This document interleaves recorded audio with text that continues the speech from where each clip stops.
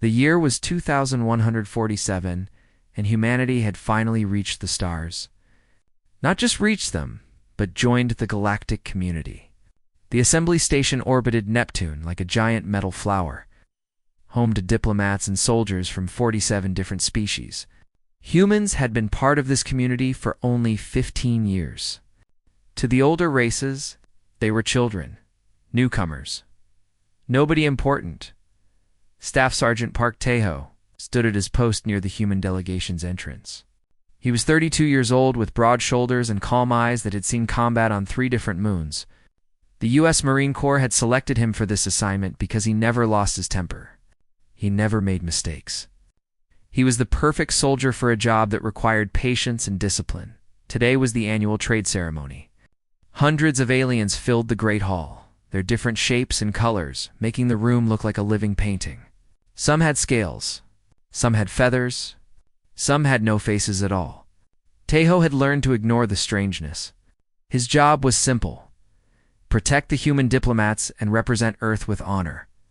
Lieutenant Kim Yuna stood nearby.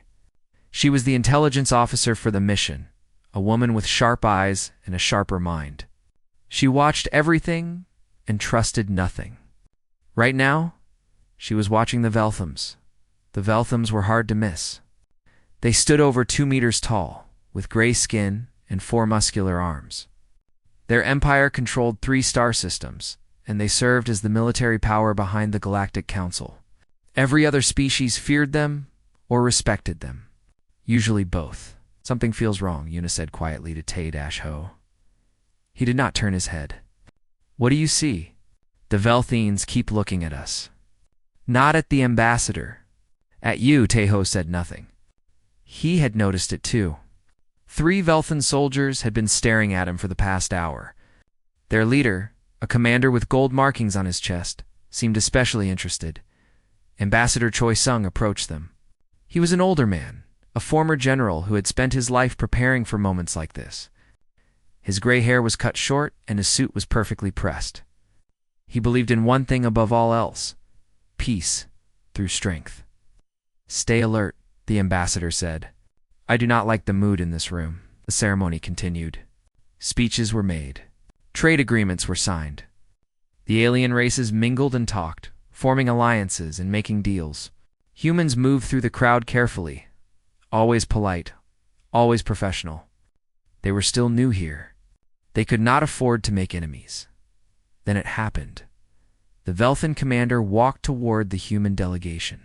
His name was Rix, and he moved like a predator approaching prey. The crowd parted for him. Other aliens stopped talking to watch. Tae-ho felt his muscles tighten, but he did not move.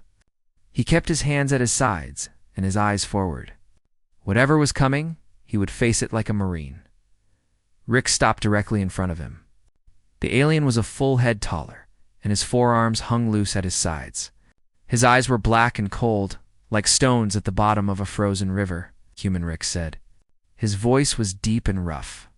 You stand among warriors, but you are not a warrior. You are nothing. Tae-ho did not respond. He had been trained for situations like this. Do not react. Do not escalate. Let the diplomats handle it. Rick smiled. It was not a friendly smile. Then, without any warning, the Velthan raised one of his massive hands and struck Tae-ho across the face. The sound echoed through the hall like a gunshot. Tae-ho's head snapped to the side. Blood burst from his lip and splattered on the white floor. The force of the blow would have knocked most men down, but Tae-ho stayed on his feet. He turned his head back slowly and stared straight ahead, blood dripping down his chin. He did not strike back. He did not speak. He stood at attention like a statue made of iron and will. The alien crowd reacted immediately. Some laughed. Others cheered. A few species clapped their hands or tentacles together in approval. To them, this was entertainment. The young species had been put in its place. The natural order had been confirmed. Ambassador Choi stepped forward, his face tight with controlled anger. What is the meaning of this? This is a diplomatic zone. Violence is forbidden here. Rix turned to face him, still smiling. This was not violence, human. This was tradition.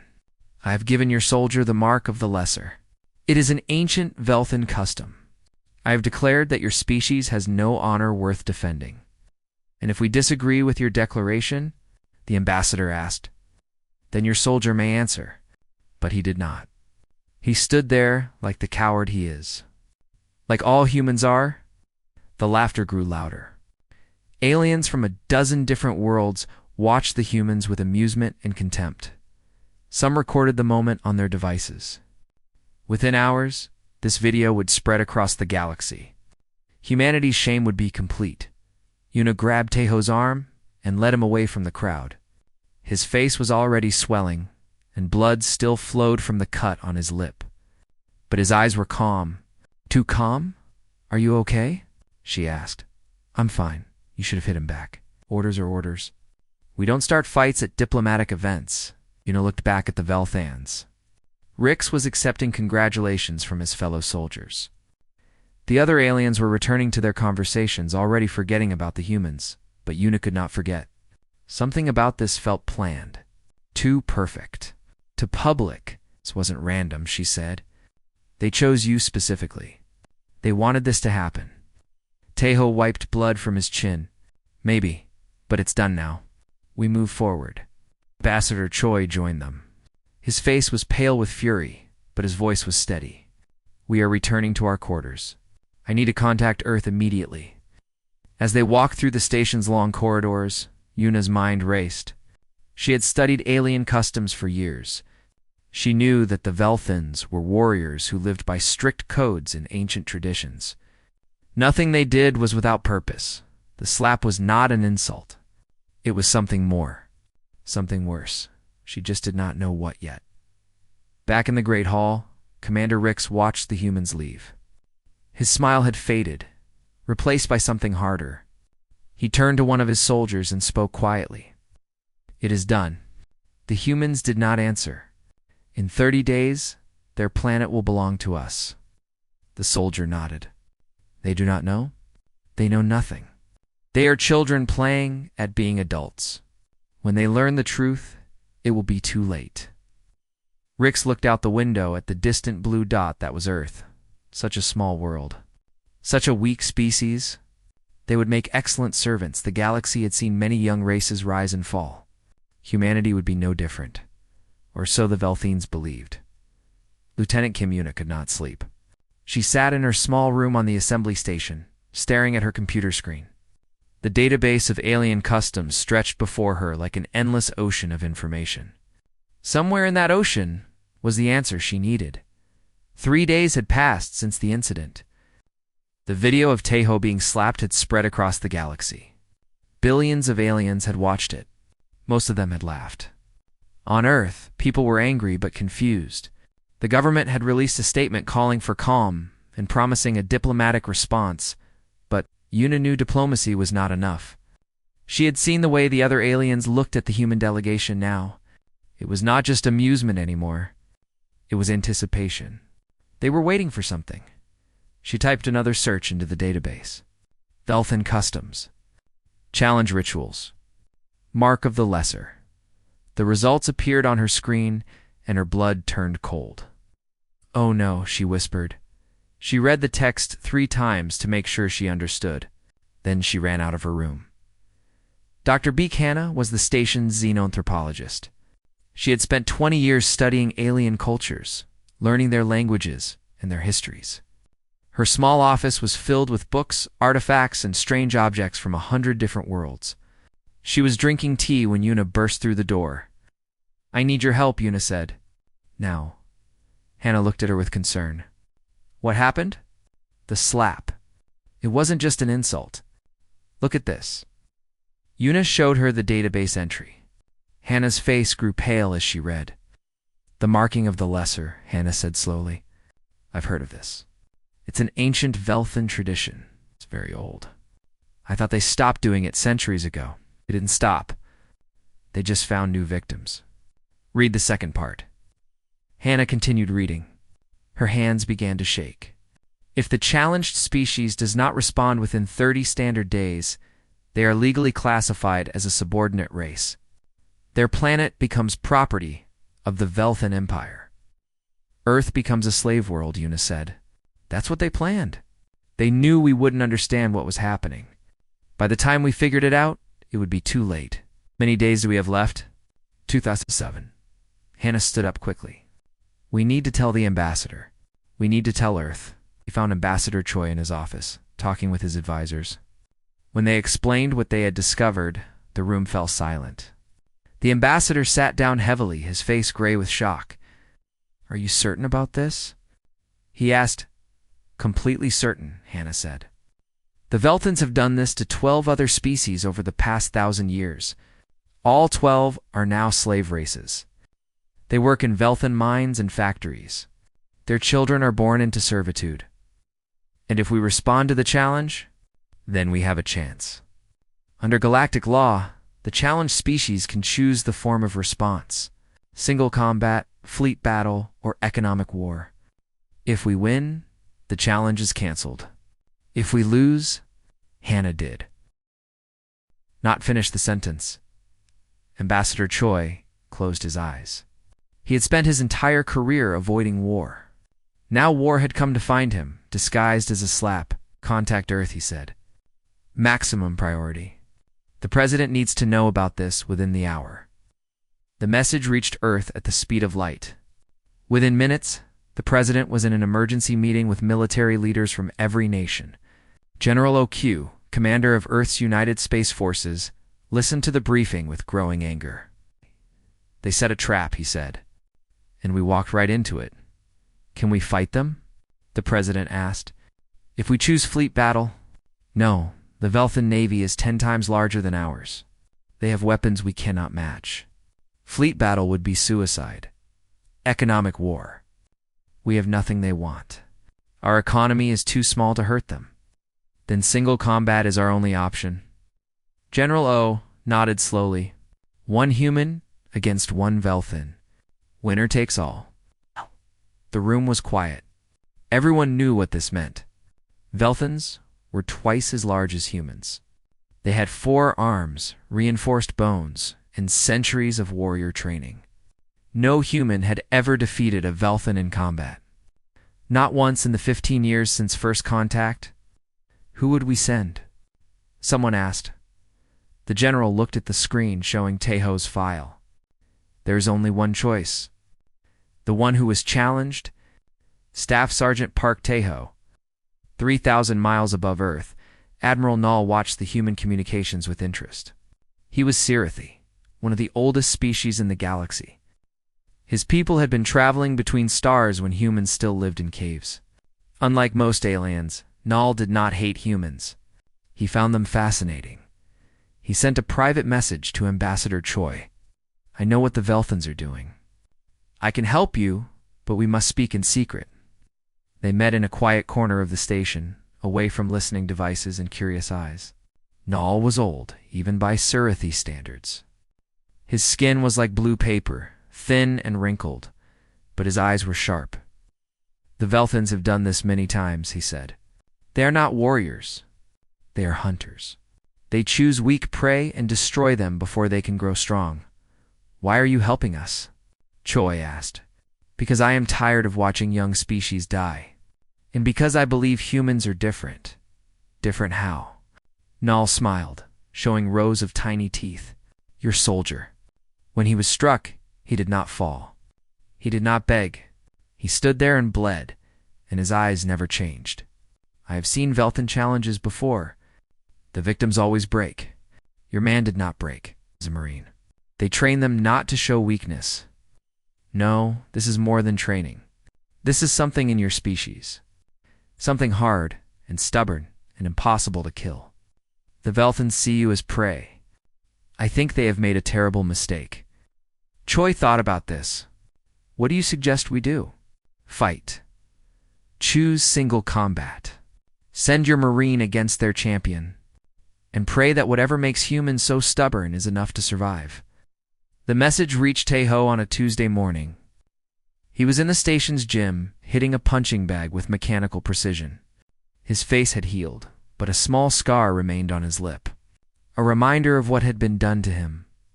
General O appeared on his screen, looking tired and serious. Staff Sergeant Park, I need to ask you something, and you can refuse if you want. No one will think less of you. What do you need, sir? I need you to fight a Velthan in single combat. The winner decides the fate of Earth.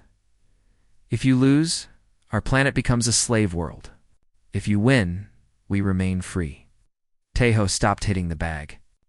He looked at the general's face on the screen and saw the weight of a world pressing down on him.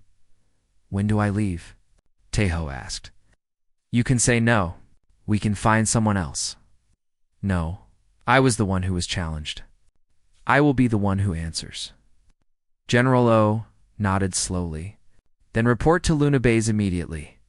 You have 25 days to prepare. God help us all. Tejo ended the call and looked at his hands. They were steady. His heart was calm. He had faced death many times before, but never like this. Never with everything depending on him.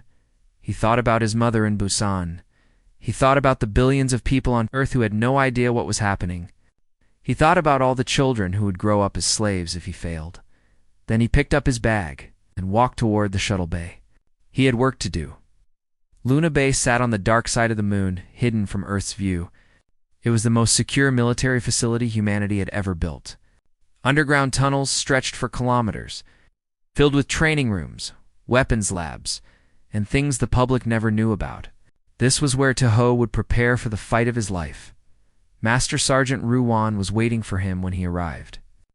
The old man was 63 years old, with gray hair cut short and scars on his hands from decades of combat. He had been Tejo's drill instructor 15 years ago. He had turned a scared young recruit into one of the finest Marines in the Corps.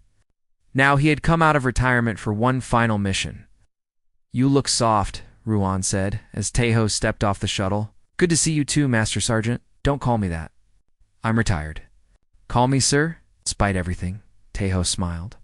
Some things never changed. Captain Moon-ji was the third member of the team. She was 35 years old, with short black hair and the build of a professional fighter. She had spent 10 years studying alien combat styles and had written the Marine Corps Manual on Xenobiological Warfare. If anyone knew how to defeat a Velthan, it was her. I've been studying our enemy, she said during their first meeting. The Velthans are strong, incredibly strong. Their forearms can attack from multiple angles at once. Their bones are 3 times denser than ours. A direct hit from a Velthan fist can crack concrete. Tejo asked. Moon-ji pulled up a holographic image of a Velthan skeleton. Every species has weaknesses. The Velthans have to.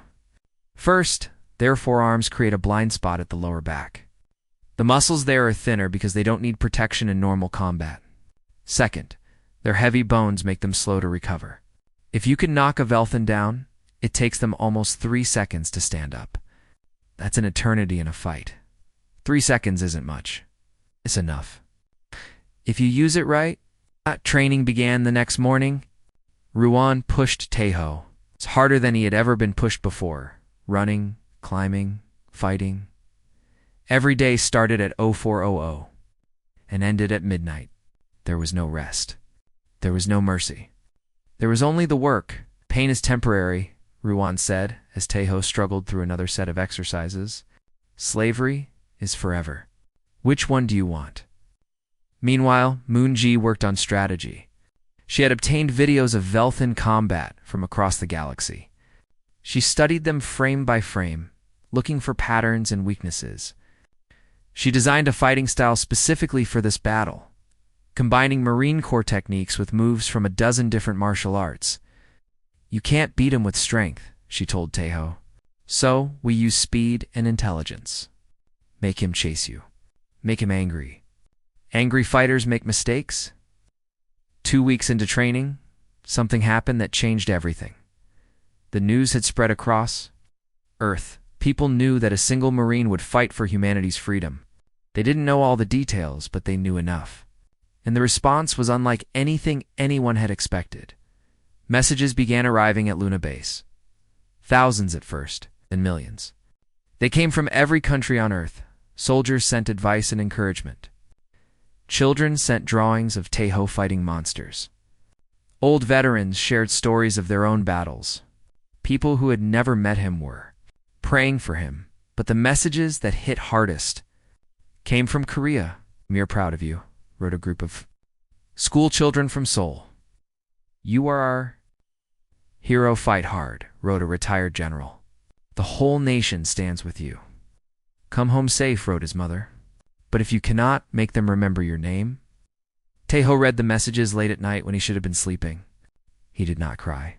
He had trained himself not to cry years ago. But something shifted inside him. This was not just about survival anymore. This was about showing the galaxy what humanity could do. The training intensified. Moonji built a simulation room that matched the conditions of the Velthon arena. She programmed robot opponents that moved like Velthons, with 4 arms and incredible strength. Day after day, Taeho fought them. Day after day, he lost, but each time he got a little better. Each time he stayed on his feet a little longer. "You're improving, Moonji," said after one session. "Your reaction time is up by 12%. Your accuracy is perfect. But there's still a problem." "What problem?" "You're fighting like a Marine. Controlled, disciplined, safe." She paused. "Rix won't fight safe. He'll fight to kill. If you want to survive, you need to let go." "Let go of what?" "Your training. Your rules. Everything that tells you to stay calm and measured. When the moment comes, you need to be willing to do anything. Break bones. Tear muscle. Kill with your bare hands if you have to. Can you do that?" Taeho thought about it. He had killed before. In battle, on distant moons, defending his squad. But that was different. That was following orders. This would be pure, personal violence. "Yes," he said finally. "I can do that." On the other side of the galaxy, the Velthons were preparing their own champion. Commander Rix trained in the ancient warrior halls of his homeworld, surrounded by cheering crowds and admiring females. He had never lost a fight. He had killed 37 opponents in single combat, including champions from 6 different species. To him, this match was just another trophy. "The human is small," he told his generals. "Weak, fragile. I will break him quickly and show the galaxy what happens to species that forget their place." "Do not underestimate them," warned an old advisor. "I watched the video of the challenge. The human did not flinch. He did not show fear," Rix laughed, "because he is stupid. He does not understand what is coming. When I am finished with him, Earth will beg to serve us."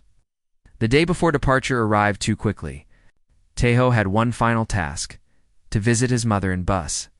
She was waiting for him at the door of her small apartment. She was 60 years old, with gray hair and hands worn rough from a lifetime of work. She had raised Taeho alone after his father died in a factory accident. She had sacrificed everything so he could have a future. Now he might not have any future at all. "Come inside," she said. "I made your favorite food." They sat together in the small kitchen, eating rice and soup, not talking about what was coming. His mother asked about his life on the station. He asked about her garden. They pretended everything was normal. Finally, she reached across the table and took his hand. "I know what you must do," she said. "I know you might not come back. Let me finish. I am proud of you. I have always been proud of you. When you were a little boy, you protected the smaller children from bullies. When you were a young man, you joined the Marines to protect your country. Now, you will protect the whole world. This is who you are. This is who I raised you to be." Tears ran down her weathered face, but her voice was steady. "Come home, my son. But if you cannot, make sure they remember your name. Make sure the galaxy knows what one human can do when he refuses to give up." Taeho held his mother's hand and made a promise he did not know if he could keep. The shuttle left Earth the next morning. Taeho watched his planet shrink in the viewport until it was just a tiny blue dot against the darkness of space. 7 billion people lived on that dot. They were counting on him. The journey to the Velthon homeworld took 4 days. Taeho spent the time meditating, visualizing the fight, and practicing his moves in the ship's small cargo bay. He ate simple food and drank water. He slept exactly 7 hours each night when the Velthon planet appeared in the viewport. red and harsh like an open wound in space. Taeho felt no fear. He felt only calm. The moment was coming, and he was ready. The Arena of Judgment was the largest structure on the Velthan homeworld. It had been built 3,000 years ago from black stone pulled from the planet's deepest mountains. 2 million Velthans could sit in its massive stands, watching as champions fought and died on the white sand below. Today, every seat was filled. Taeho walked through the dark tunnel that led to the arena floor. He was alone. The rules allowed no weapons, no armor, no support. Just one body against another. Life against death. Freedom against slavery. The tunnel opened into blinding light. The Velthan sun burned red overhead, casting strange shadows across the sand. The crowd roared when they saw him, but it was not a welcoming sound. It was the sound of predators watching prey. Taeho wore simple black clothing. No symbols. No decorations. He walked to the center of the arena and stood still, his hands at his sides. Across the sand, another tunnel opened. Commander Rix emerged into the light. The Velthan was massive. Over 2 meters tall, with gray skin that looked like stone, and forearms thick as tree trunks. He wore the traditional battle garments of his people, strips of leather wrapped around his chest and waist, leaving his muscles exposed. Gold paint marked his victories on his skin. 37 kills. 37 lives ended in this very arena. The crowd exploded with cheers. They chanted his name like a prayer. Rix raised all 4 arms and turned in a slow circle, drinking in their worship. He was already celebrating. To him, this fight was already won. The announcer's voice echoed across the arena. Speaking in the common galactic language, challenge has been given. The challenge has been accepted. Commander Rix of the Velthan Empire fights for dominion over Earth. Staff Sergeant Park, Taeho of the United States Marine Corps, fights for his species' freedom. The combat will continue until one fighter surrenders or dies. There are no other rules. Begin. Rix charged immediately. He moved faster than Taeho expected. The ground shook with each step. All 4 arms reached forward, ready to grab and crush. Taeho barely dodged the first attack, rolling to the side as Rix's fist slammed into the sand where he had been standing. The crowd laughed. The human was running, just like all the others. Rix turned and attacked again. This time, one of his hands caught Taeho's shoulder and spun him around. Before Taeho could recover, a massive fist connected with his chest. The blow was like being hit by a truck. Taeho flew backward through the air and crashed into the sand 5 meters away. Pain exploded through his body. He felt ribs crack. Blood filled his mouth. The crowd cheered louder. Rix walked toward him slowly, enjoying the moment. Stay down, human. Die with what little dignity you have left. Taeho pushed himself up. His arms shook. His vision blurred. But he found his feet and stood. The crowd grew quiet. Rix's eyes narrowed. This was not normal. Prey did not stand up after a hit like that. Prey begged for mercy. Prey cried, "You want more pain?" Rix asked. "I will give you more." He attacked again. His forearms became a storm of violence. Punches came from every direction. Taeho blocked what he could and took the rest. More ribs cracked. His left arm went numb. Blood ran from cuts on his face and chest, but he stayed on his feet. Each time Rix knocked him down, he stood back up. Each time the Velthan thought it was over, the human rose from the sand and faced him again. The crowd stopped cheering. Something was wrong. This was not how the fights were supposed to go. Lesser species broke. They surrendered. They begged. This human did not beg. "Why won't you fall?" Rix shouted. Frustration crept into his voice for the first time. Taeho spat blood onto the sand. "I'm a Marine.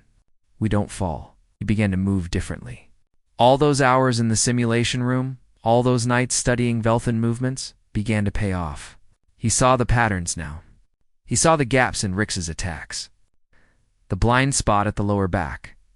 The moment of imbalance after a heavy punch, Taeho dodged under a massive swing and drove his elbow into the soft tissue beneath Rix's left arms.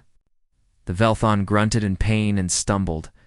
For just a second his guard dropped. Tahoe hit him again. And again. Quick strikes to pressure points that Moon-Ji had identified. None of them would kill a Velthon. But together, they caused pain. Real pain. For the first time in his life, Rix felt afraid. "You're bleeding," Tahoe said. And he was right. Green Velthon blood dripped from a cut above Rix's eye. The crowd was completely silent now. Rix roared and attacked with all his strength. His movements became wild, uncontrolled. He was no longer fighting with skill. He was fighting with rage. That was exactly what Tahoe needed. The human ducked and weaved, letting Rix waste energy on missed punches. He targeted the same weak points over and over, building damage like a sculptor carving stone. His own body screamed with pain, but he ignored it. Pain was temporary. Slavery was forever. Then came the moment. Rix threw a massive overhead strike with two of his arms. It was meant to crush Tahoe's skull, to end the fight once and for all. But the attack was too slow, too predictable. Tahoe stepped inside the swing and grabbed Rix's arms. He used the Velthon's own momentum against him, spinning his body and pulling with every ounce of strength he had left. The sacrifice throw. Moon-Ji had taught him this technique. It required perfect timing and complete commitment. If it failed, he would die. But if it worked, Rix flew through the air. 200 kilograms of Velthon muscle and bone crashed into the sand with a sound like thunder. The impact shook the entire arena. 3 seconds. That was how long it took. A Velthon to recover from a fall. Tahoe did not waste a single one. He was on Rix before the alien could move. His arm wrapped around the Velthon's thick neck. His legs locked around the massive torso. He squeezed with everything he had, cutting off blood flow to Rix's brain. Rix thrashed. His forearms beat against Tahoe's body, causing terrible damage. More ribs broke. Something tore in Tahoe's shoulder. Blood poured from wounds he couldn't even feel anymore, but he did not let go. "Surrender," Tahoe said through gritted teeth. "Surrender and live." The crowd was on their feet. They had never seen anything like this. A human, broken and bleeding, holding down a Velthon champion like a wolf holding a bear. Rix's struggles grew weaker. His vision was fading. Darkness crept in from the edges. He had two choices, tap out or die. For a long moment, he considered death. Surrender was shame. Surrender was weakness. No Velthon champion had ever surrendered, but death was forever. Rix's hand slapped against the sand 3 times. The universal signal of surrender. The arena fell into absolute silence. Tahoe released his grip and rolled away. He lay on his back in the white sand, staring up at the red Velthon sky. Every part of his body was broken. He could barely breathe. But he was alive, and humanity was free. The announcer's voice trembled as he spoke. The challenge is answered. Earth remains free. Humanity is not a subordinate species. The human has one. Still the crowd said nothing. They could not process what they had seen. A human had defeated a Velthon. An impossibility had happened. Then, somewhere in the stands, someone began to clap. Not a Velthon, but a small alien from one of the vassal species. Others joined. Species that had been slaves for centuries, species that had given up hope long ago, were clapping for the broken human lying in the sand. Tahoe forced himself to stand one final time. Blood dripped from a dozen wounds. He could barely see through his swollen eyes, but he found his voice. He looked up at the 2 million Velthons, watching him in shock. He spoke 2 words in their language. 2 words that Moon-Ji had taught him. 2 words that would echo across the galaxy. Earth remembers. Then he collapsed. Medical teams rushed onto the sand. Both human and alien doctors fought to save his life. His heart stopped twice on the way to the hospital ship. Each time they brought him back, Tahoe did not remember any of it. He was already dreaming of home. On Earth, 7 billion people watched the fight on their screens. When Rix surrendered, the entire planet erupted in celebration. Strangers hugged in the streets. People cried tears of joy. For one moment, humanity was united in a way it had never been before. In Busan. An old woman sat alone in her small apartment, watching her son lying in the sand. She pressed her hand against the screen and whispered, "You remembered your name, my son. Now the whole galaxy knows it too." Taeho woke up in a white room that smelled like medicine and flowers. For a long moment, he did not know where he was or how much time had passed. His body felt distant, wrapped in bandages and floating on painkillers. Machines beeped softly beside his bed. "You're awake." He turned his head slowly. Lieutenant Kim Yuna sat in a chair beside the window. Sunlight streamed in behind her, warm and golden. "Earth sunlight. How long?" he managed to say. 3 weeks. You were in critical condition for the first 10 days. The doctors said your heart stopped 4 times total. They didn't think you would survive." She smiled, but her eyes were wet. They don't know Marines very well. Taeho tried to sit up. Pain flashed through his chest, and Yuna gently pushed him back down. "Don't. You have 7 broken ribs, a fractured skull, internal bleeding that took 6 surgeries to fix, and muscle damage that will take months to heal. You're not going anywhere. Did we win?" "Yes, we won. Earth is free." The challenge was answered. "It's over." Taeho closed his eyes and let out a breath he felt like he had been holding for months. The galaxy had changed. The video of the fight spread across every system, every planet, every station where intelligent beings lived. Billions of aliens watched a small human hold down a Velthan champion and refuse to let go. They watched him stand up again and again after blows that should have killed him. They watched him win the impossible within days. The Velthan Empire began to crack. The 12 vassal species saw what happened. For centuries, they had believed Velthans were unbeatable. They had accepted slavery because fighting back seemed pointless. But if a human could defeat a Velthan, then maybe the old beliefs were wrong. Rebellion sparked on 3 worlds within the first week. The slave workers put down their tools and demanded freedom. When the Velthan guards tried to stop them, they fought back. They died in great numbers, but they kept fighting. Commander Rix disappeared into exile. The shame of his surrender was more than any Velthan could bear.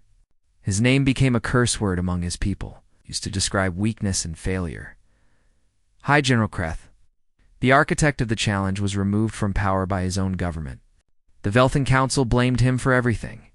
They said he had miscalculated, that he had chosen the wrong target. They never admitted the truth, that they had underestimated humanity from the very beginning. Admiral. Nal visited Taeho in the hospital 2 weeks after he woke up. The old Sarithi moved slowly, his thin body supported by a floating chair. But his eyes sparkled with something that looked like joy. "I was right about your species," he said. "I told the ambassador that you were different. I told him you had something hard inside you, something that refused to break." "I almost did break," Taeho admitted. "There were moments when I wanted to give up, but you didn't. That is what matters. The wanting to give up is part of being alive. The not giving up is what makes you human." Nal reached out and placed his thin hand on Taeho's arm. "You have changed everything, Staff Sergeant. The galaxy will never look at your species the same way again." He was right. Over the following months, Earth's position in the Galactic Assembly transformed completely. Species that had once laughed at humans now requested trade agreements and military alliances. The Sarithi offered full technology exchange, sharing secrets they had kept for 10,000 years. Other races invited human ambassadors to their worlds, eager to learn more about the species that had defeated the undefeatable. Lieutenant Kim Yuna was promoted to security director for the assembly station. She rebuilt Earth's intelligence network from the ground up, making sure that humanity would never be caught off guard again. Dr. Bikana became the leading expert on human-alien relations. She traveled across the galaxy, giving lectures about Earth's culture and history.